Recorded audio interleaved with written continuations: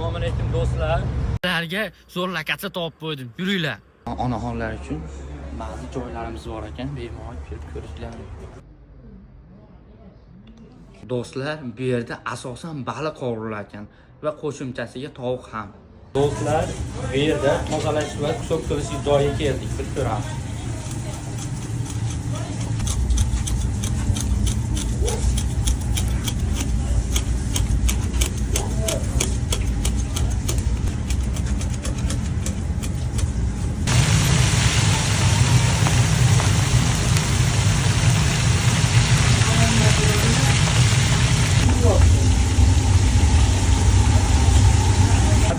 Oq baliq bo'ladi. Oq baliq qiltirig'ini pishirib olib, zo'r qilib pishiriladi.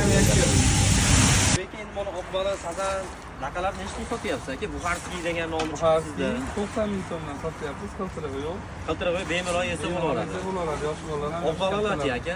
Oq baliqlarimiz 48 mingdan qo'ydik. 1 kiloda tepasida, 1 kilo. Tirik holatda taroziga qo'yiladi Tirik holatda qo'yiladi va tozalab berasizlar. Tozalab pishirib Pishirib beriladi. Sazanchi aka? Sazanimiz 70 ming so'm. Ha.